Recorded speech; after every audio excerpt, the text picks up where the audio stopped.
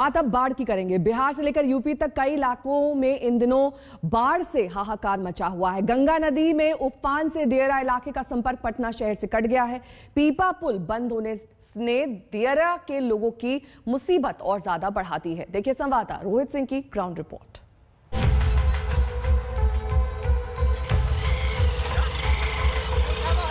यहाँ ये लोग कोई स्टंट नहीं कर रहे, बल्कि ये इनकी मजबूरी है। सड़कों पर हवा से बातें करने वाली बाइक अब नाव के सहारे चलने लगी है।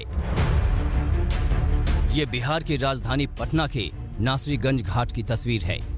गंगा नदी में लगातार बढ़ते जलस्तर से पीपा पुल बंद हो गया है। दियारा के कई गांव का संपर्क पटना से टूट गया है। नाव ही इकलौता सहारा रह गया है।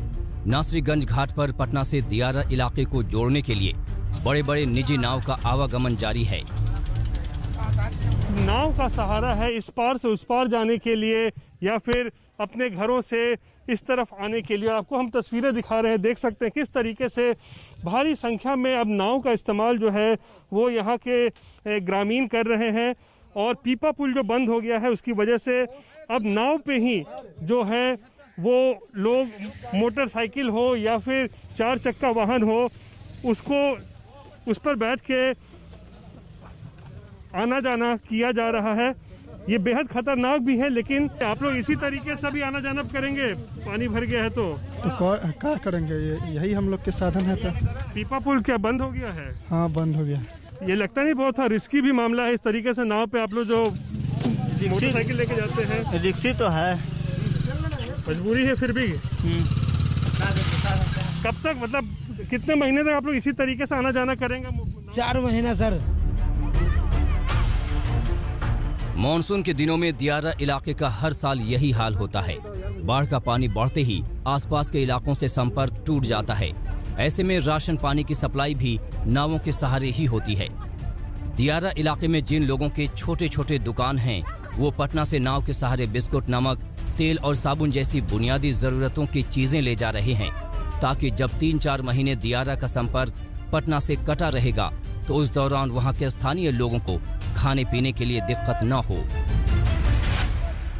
इस नाव पे आप देखें किस तरीके से भर भर के जो है बिस्कुट ले जाया जा रहा है, नमक ले जाया जा रहा है, यानी कि रोजमर्रा की चीजें जो बेहद जरूरी है वो पहुंचाया जा रहा है दियारा के इलाकों में, ताकि जब वहां पर बाढ़ की स्थिति पैदा हो जाएगी, लोगों का निकलना मुश्किल हो जाएगा, वैसी स्थिति में लोग जो हैं ये जो स्टॉक बनाया जा रहा है उसका जो है फायदा उनको पहुंचेगा। अभी बाढ़ बढ़ने के पुल खुलने के कारण तो सर लेके जाना पड़ेगा। दुकान है तो बंद तो कर नहीं सकते उसको, तो इसी कारण से लेके जाना पड़ता है। तो 4 महीना ही तो दिक्कत रहबे करता है। हर एक साल 4-5 महीना ही लेके जाना पड़ता है।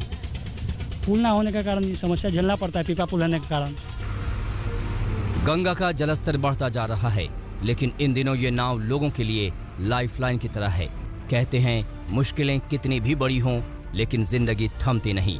नाव के सहारे ही सही, गंगा के सैलाब से जंग जारी है। रोहित सिंह, पटना, आज तक।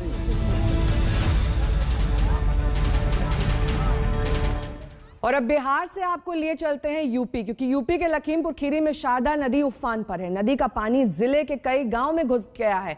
वहां लोगों के घरों तक पानी घुस गया है। ग्रामीणों की शिकायत यह है कि उन तक सरकारी मदद नहीं पहुंच पा रही है।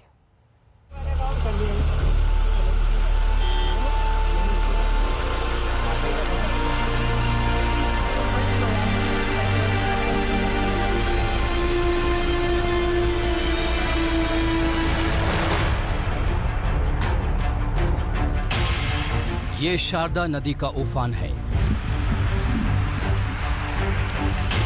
सड़क मानो नदी में समा गई है। बस्तियां बाढ़ के पानी से बर्बाद हो रही हैं। हर सांस सांसत में है। उत्तर प्रदेश में बाढ़ का कहर बरपना शुरू हो गया है और आज तक की टीम आ पहुंची है उन इलाकों में जहां पर बाढ़ का कहर सबसे ज्यादा है। हम आए हैं लखीमपुर के मीलपुरवा गांव में और तस्वीरें आपको दिखाएंगे कि हम इस गांव के अब अंदर जा रहे हैं और दिखाएंगे किस तरह से बाढ़ का कहर है। और लोग देखिए आप किस तरह से मेरे पीछे आ रहे हैं, ये अपने गांव से चलकर आ रहे हैं। इनका गांव इस नदी के बीचों बीच था और वहां से मजबूर हैं पलायन करने को लेकर।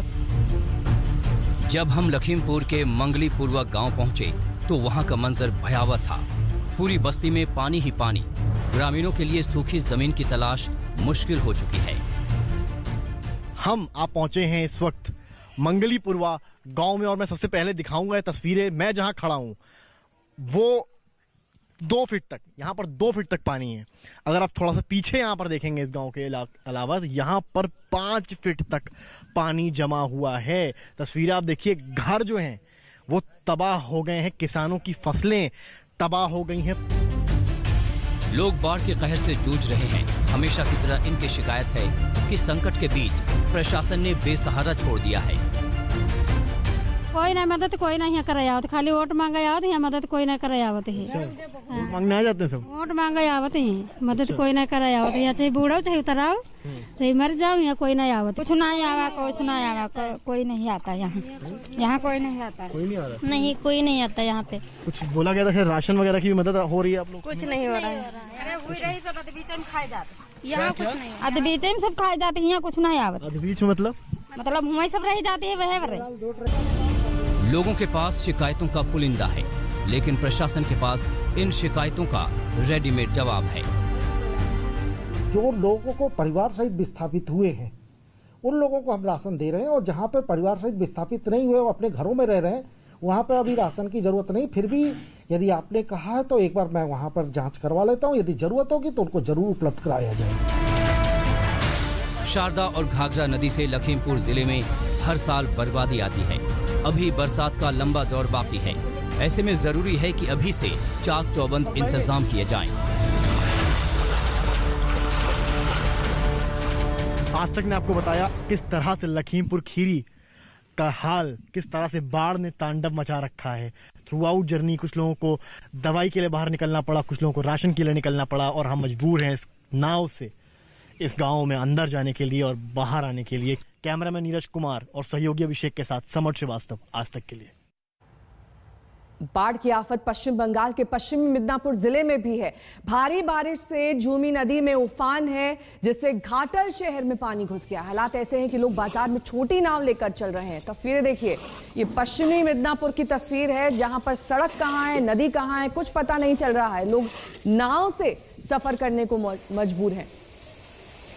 झूमी नदी में उफान की वजह से इस तरह के हालात पैदा हुए हैं। शहर के अंदर तक पानी घुस चुका है, सड़क पर पानी है, दुकानों के अंदर पानी है और घरों तक भी पानी पहुंच चुका है। ऐसे में पश्चिमी मिदनापुर की तस्वीर चिंता पैदा करने वाली है।